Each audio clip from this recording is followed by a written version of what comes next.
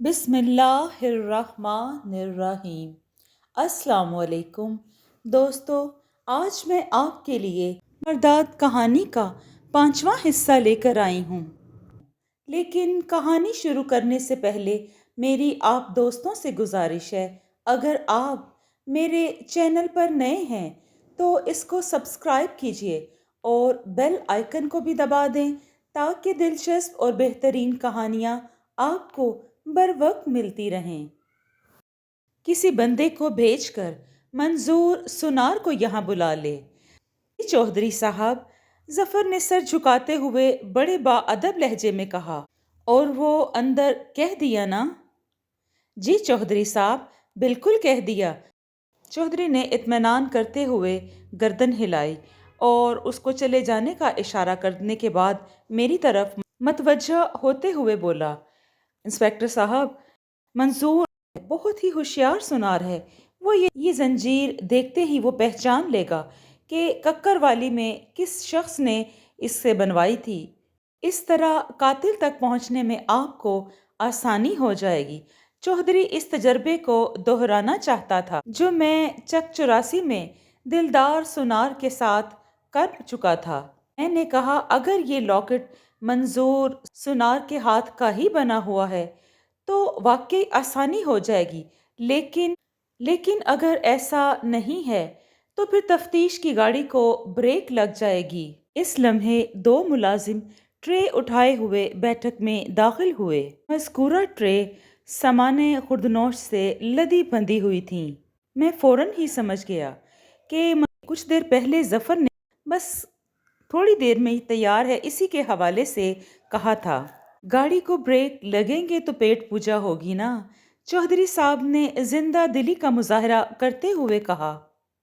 پھر ان ملازمین کو مختلف ہدایات جاری کرنے لگا اور ملازمین نے بہت ہی نفاست سے تمام چیزیں ہمارے آگے بہت سلیقے سے پیش کیں۔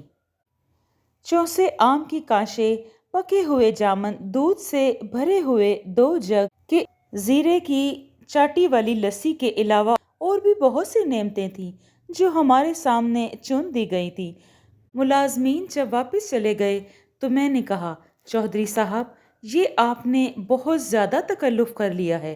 چودھری صاحب نے کہا، یہ تو کچھ بھی نہیں ہے، تو آپ نے کھانا بھی دوپہر کا میرے ہی ساتھ کھانا ہے۔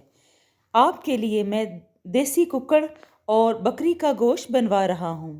بس بس چودھری صاحب، میں نے ہینڈز اپ ہوتے ہوئے کہا، اس وقت جو سامنے ہے اسی سے نمٹ لیا جائے تو کافی ہے۔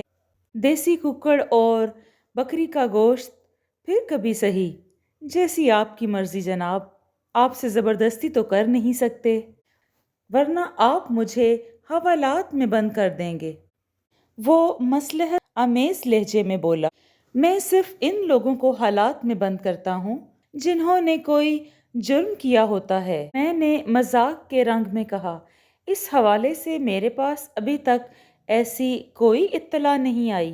انشاءاللہ کبھی آئے گی بھی نہیں، چودھری صاحب نے بڑے اعتماد سے کہا۔ ہم خدا کی نعمتوں کے ساتھ انصاف کرتے ہوئے باہمی گفتگو بھی جاری رکھے ہوئے تھے۔ اس دوران منظور سنار بھی وہاں آ گیا۔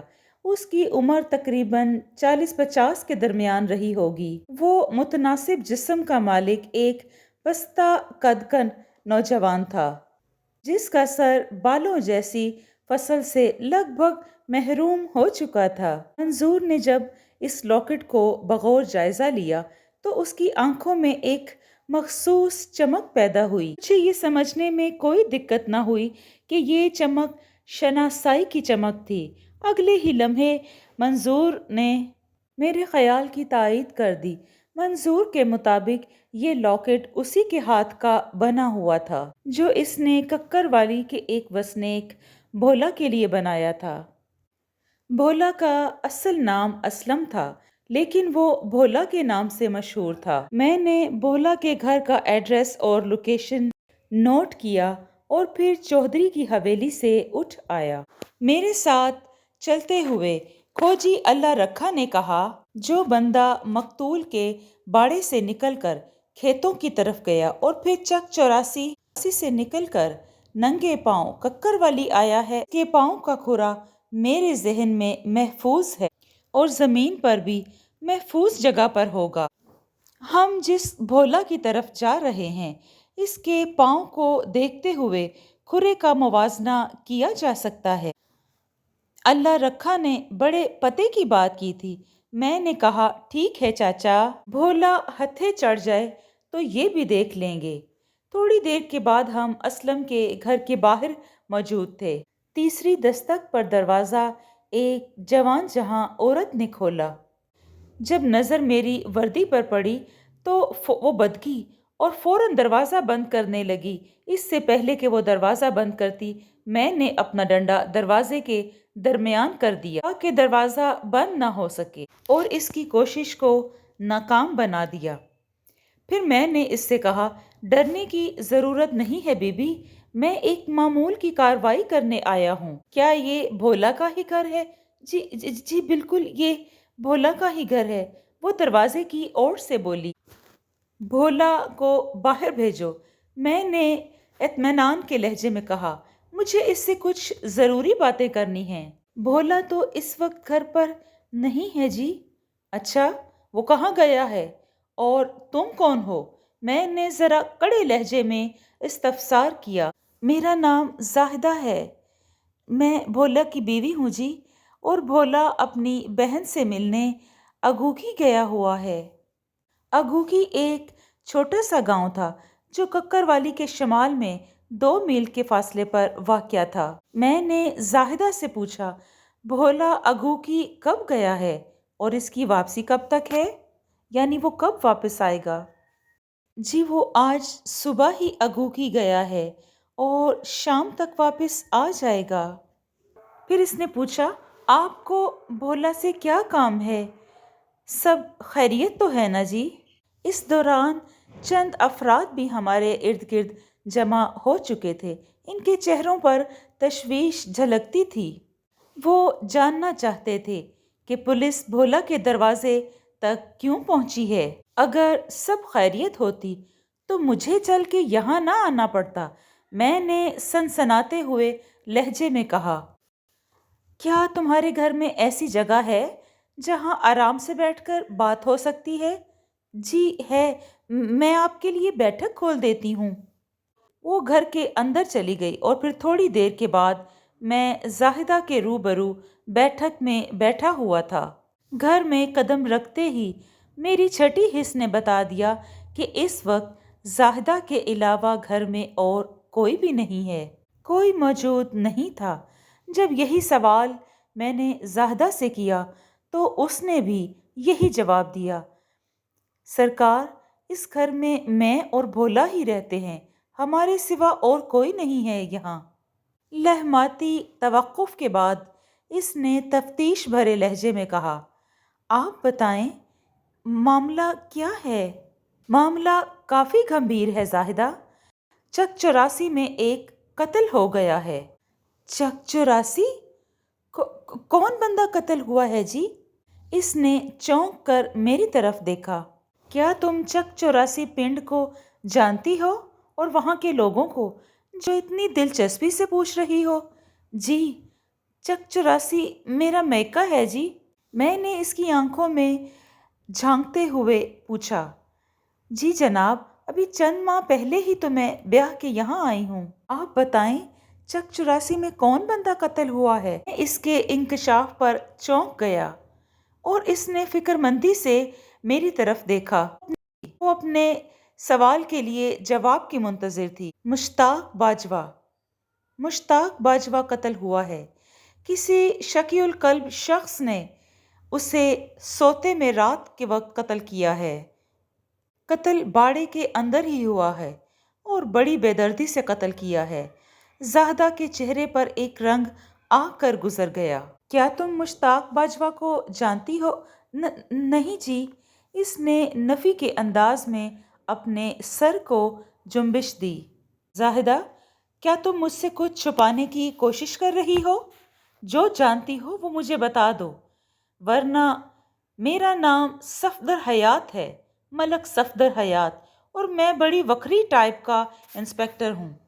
جو میرے ساتھ اچھے طریقے سے چلتے ہیں تو میں ان کے ساتھ بڑا نرمی والا برتاؤ رکھتا ہوں، اور جو لوگ مجھے چکر دینے کی کوشش کرتے ہیں تو میں ان کو ایسی سزا دیتا ہوں کہ نشانہ عبرت ہی بنا دیتا ہوں دوسرے سب لوگوں کے لیے۔ لہماتی توقف کر کے میں نے ایک گہری سانس لی، دھمکی آمیز لہجے میں مزید اضافہ کرتے ہوئے کہا، اگر تم مشتاق باجوہ کے بارے میں یا اس کے قتل کے بارے میں کچھ بھی جانتی ہو تو مجھے بتا دو، ورنہ میں مشتاق باجوہ کے قتل کے بارے میں کچھ بھی نہیں جانتی جی، وہ منت ریز لہجے میں بولی۔ میں مشتاق باجوہ کے قتل کے بارے میں کچھ بھی نہیں جانتی، وہ منت ریز لہجے میں بولی۔ اور مشتاق باجوہ کے بارے میں کچھ زیادہ نہیں جی، وہ بڑی سادگی سے بولی۔ صرف یہ جانتی ہوں کہ وہ نذیر باجوہ کا بیٹا ہے اور 1 سال پہلے اس کی شادی ہوئی تھی، لیکن میری سمجھ میں یہ نہیں آ رہا کہ آپ مشتاق باجوہ کے قتل کے سلسلے میں ہمارا دروازہ کیوں کھٹکھٹا رہے ہیں؟ وہ اس لیے کہ مشتاق باجوہ کے قتل میں تمہارے خاوند بھولا کا بھی ہاتھ شامل ہے۔ میں نے ایک ایک لفظ پر زور دیتے ہوئے کہا۔ ہائے ربا میں مر جاواں، وہ سینے پہ ہاتھ مارتی ہوئی پریشانی سے بولی۔ بھولا ایسا کام نہیں کر سکتا۔ آپ کو یقیناً کوئی غلط فہمی ہوئی ہے جناب۔ پولیس غلط فہمی کو بنیاد بنا کر تفتیش نہیں کرتی، میں نے ٹھہرے ہوئے لہجے میں کہا۔ ٹھوس ثبوت جب ہاتھ لگتا ہے تبھی تو ہم پیش قدمی کرتے ہیں۔ بھولا کے خلاف آپ کے پاس کون سا ٹھوس ثبوت ہے؟ میں نے عقیق والی چاندی کی زنجیر جیب سے نکالتے ہوئے اس کی آنکھوں کے سامنے لہرانے لگا۔ یہ بھولا کی ہے نا؟ یہ تو بھولا کا ہے جی، اور وہ ہمیشہ اسے اپنے گلے میں ہی رکھتا ہے۔ آپ کو کہاں سے ملا یہ؟ جائے وقوعہ سے، میں نے ایک ایک لفظ پر زور دیتے ہوئے کہا۔ مشتاق باجوہ کو قتل کرنے کے بعد فرار ہونے کے لیے باڑے کی دیوار جب اس نے کراس کی تھی تو اس وقت یہ اس جگہ پر گر گیا تھا، زمین پر گر گیا تھا۔ باڑے کی دیوار پھلانگتے ہوئے یہ لاکٹ اس کے گلے سے گر گیا تھا۔ پھر میں نے زاہدہ کو بتایا کہ بھولا نے یہ قتل کس طرح خشیہ ڈنگر چور کے سر پر ڈالنے کے لیے 14-15 سالہ بچے کا جوتا لے کر نشان بنائے، اور وہ نشان اس نے باڑے سے کھیتوں تک بنائے تھے، اور چپل کا ایک پاؤں بھی اس نے باڑے میں پھینک دیا تھا، اور کس طرح ننگے پاؤں چک چوراسی سے جاتا ہوا ککر والی تک پہنچا تاکہ اس کا کھرا پکڑ میں نہ آ سکے۔ بس اس کی بدقسمتی تھی کہ باڑے کی دیوار پھلانگتے ہوئے اس کے لاکٹ کی زنجیر کھل گئی اور وہ زمین پر گر گیا، جس کا اس کو نہ پتہ چلا۔ پھر اس لاکٹ کے پیچھے چلتے ہوئے اس لاکٹ نے مجھے تمہارا دروازہ کھٹکھٹانے پر مجبور کیا۔ پتہ نہیں آپ کیا کہہ رہے ہیں، وہ دونوں ہاتھوں سے اپنے سر کو تھامتے ہوئے بولی۔ میرا تو دماغ گھوم رہا ہے۔ دیکھو زاہدہ، میں نے اس کی آنکھوں میں جھانکتے ہوئے دھمکی آمیز لہجے میں کہا، اگر تم اس واردات کے بارے میں کچھ بھی جانتی ہو تو مجھے صاف صاف بتا دو۔ اگر تم نے اس میں سے کچھ بھی چھپایا تو بھولا کے ساتھ تم بھی سیدھی جیل میں جاؤ گی۔ نہیں، وہ جلدی سے نفی میں گردن جھٹکتے ہوئے بولی۔ میں نے کچھ بھی نہیں چھپایا جی، جتنا کچھ جانتی تھی وہ سب کچھ میں نے آپ کو بتا دیا ہے۔ میں نے بدستور اس کے چہرے کا جائزہ لیتے ہوئے ایک گہری سانس خارج کی۔ اچھا، تم نے بتایا ہے کہ بھولا اپنی بہن سے ملنے اگوکی گاؤں گیا ہوا ہے۔ اس کی اگوکی والی بہن کا نام کیا ہے؟ سلمیٰ۔ سلمیٰ بھولا کی بڑی بہن ہے جی۔ سلمیٰ کے شوہر کا کیا نام ہے؟ شوکت علی سلمیٰ کے شوہر کا نام ہے، اور ان کے 5 بچے ہیں جی۔ ٹھیک ہے زاہدہ، میں نے کھڑے ہوتے ہوئے کہا، اب یہ تمہاری ذمہ داری ہے۔ جب شام میں بھولا واپس آئے تو تم اس کو سیدھا میرے پاس لے کر آؤ گی، میرے پاس بھیجو گی۔ تو آپ اس کو گرفتار کرنے اگوکی نہیں جائیں گے؟ بے ساختہ اس کے منہ سے نکلا تھا۔ مجھے کیا کرنا ہے اور کیا نہیں، یہ تمہارے سوچنے کے کام نہیں ہے۔ میں نے گھور کر اس کی طرف دیکھا۔ تمہیں جتنا کہا گیا ہے اتنا ہی کرو تو بہتر ہے تمہارے لیے، میں نے بڑے تحکمانہ لہجے میں کہا تھا۔ یہ تمہارے سوچنے کے کام نہیں ہیں۔ تمہیں جتنا کہا گیا ہے تم اتنا ہی کرو۔ یہ تمہارے کرنے کے کام نہیں ہے کہ تم مجھے بتاؤ مجھے کیا کرنا ہے اور کیا نہیں۔ تم سے جو کہا گیا تم بس اسے یاد رکھو۔ جی جی، میں سمجھ گئی، بالکل میں سمجھ گئی جی، سخت بوکھلاہٹ میں بولی، سر کو اسباتی میں ہلاتے ہوئے کہا۔ بھولا جیسے ہی گھر آئے گا میں اس کو آپ کی طرف بھیج دوں گی جی۔ میں کھوجی اللہ رکھا کے ہمراہ بھولا کے گھر سے نکل آیا۔ اللہ رکھا نے مجھ سے پوچھا، سر کیا واقعی ہم بھولا کی واپسی کا انتظار کریں گے؟ نہیں، میں نے سختی سے کہا۔ تو پھر اس کا مطلب ہے کہ ہم اگوکی جا رہے ہیں؟ اس نے سوالیہ نظروں سے میری طرف دیکھا۔ ہم نہیں، تم جاؤ گے، میں نے سوچ میں ڈوبتے ہوئے لہجے میں کہا۔ میں سمجھا نہیں صاحب۔ اس کے لہجے میں حیرانگی در آئی۔ کیا میں اکیلا ہی اگوکی جاؤں گا؟ ایسی بات بھی نہیں، میں نے وضاحت کرتے ہوئے کہا۔ ابھی ہم دونوں تھانے جائیں گے، پھر میں تمہارے ساتھ کسی چاق و چوبند اہلکار کو اگوکی روانہ کروں گا اور تم دونوں بھولا کو گرفتار کر کے تھانے لے کر آؤ گے، چاہے کتنی بھی دیر لگ جائے۔ بھولا اگوکی سے ککر والی نہیں بلکہ سیدھا حوالات میں پہنچے گا۔ جی، میں سمجھ گیا ساری بات، وہ معنی خیز انداز میں گردن ہلاتے ہوئے بولا۔ پھر وہ چونک کر بولا، ایک بات تو بتائیں ملک صاحب۔ ہاں جی، پوچھو چاچا، کیا بات پوچھنی ہے؟ اگر بھولے کے پاؤں کا کھرا اس ننگے پیر والے پاؤں کے کھرے سے مل جاتا ہے تو اس کا مطلب یہ ہے کہ ہم نے قاتل کا سراغ لگا لیا، اس نے گہری سنجیدگی سے کہا۔ اور اگر بھولا کے پاؤں کا کھرا نہیں ملتا تو کیا پھر بھی اسے گرفتار کر کے لے کے آنا ہے؟ لگتا ہے تمہیں اپنے انعام کی کچھ زیادہ ہی جلدی ہے، میں نے تقریباً ڈانٹتے ہوئے کہا۔ صورت کوئی بھی ہو، میں آج بھولے کو اپنے سامنے دیکھنا چاہتا ہوں، اور جہاں تک کھرے کی میچنگ کی بات ہے، میں نے لہماتی توقف کر کے ایک گہری سانس لی، پھر اپنی بات مکمل کرتے ہوئے کہا۔ میچنگ کا یہ مطلب ہرگز نہیں کہ ہم نے قاتل پکڑ لیا، جب تک بھولا کا ٹرائل نہ ہو جائے اور یہ پتہ نہ لگ جائے اور وہ کون سی سٹوری سناتا ہے، حتمی طور پر کچھ بھی نہیں کہا جا سکتا۔ جی آپ ٹھیک کہہ رہے ہیں، وہ اسپاٹ لہجے میں بولا۔ تھوڑی دیر کے بعد ہم تھانے پہنچ گئے۔ جی دوستو، آپ کو یہ کہانی کیسی لگی؟ اگر آپ کو یہ کہانی پسند آ رہی ہے تو اور کمنٹ میں اپنی رائے کا اظہار ضرور دیں۔ اپنا اور اپنوں کا بہت سا خیال رکھیں۔ شکریہ۔